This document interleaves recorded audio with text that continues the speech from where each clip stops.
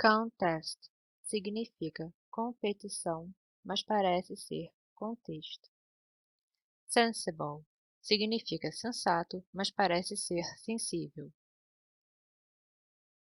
Reclaim significa recuperar, mas parece ser reclamar. Notice significa perceber, mas parece notícia.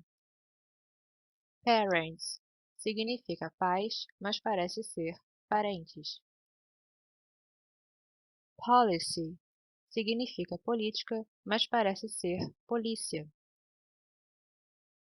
Pasta significa massa, mas parece ser pasta. Pretend significa fingir, mas parece ser pretender. Procure significa conseguir, mas parece ser procurar. Realize significa perceber, mas parece ser realizar. Push significa empurrar, mas parece ser puxar. Sort significa espécie, mas parece ser sorte. Support significa sustentar, mas parece ser suportar. Temper significa temperamento, mas parece ser tempero. Tentative significa provisório, mas parece ser tentativa. Exit significa saída, mas parece ser êxito.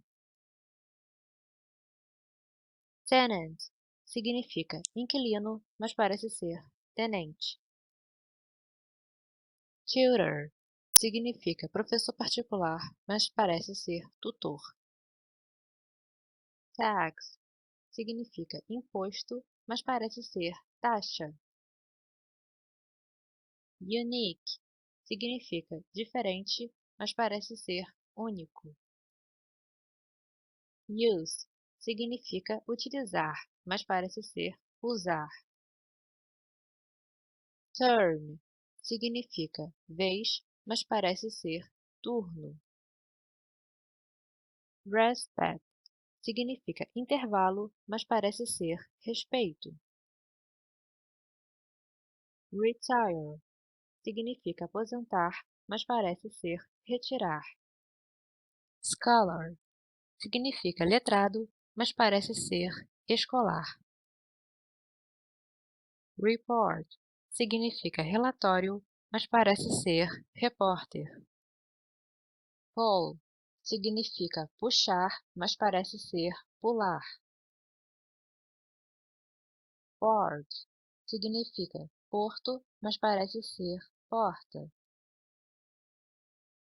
Just significa apenas, mas parece ser justo. Record significa gravar, mas parece ser recordar. Prescribe significa receitar, mas parece ser prescrever. Prevent significa impedir, mas parece ser prevenir. Prejudice significa preconceito, mas parece ser prejuízo. Presently significa logo, mas parece ser presentemente. Professor significa professor de universidade, mas parece ser teacher. Novel significa romance, mas parece ser novela.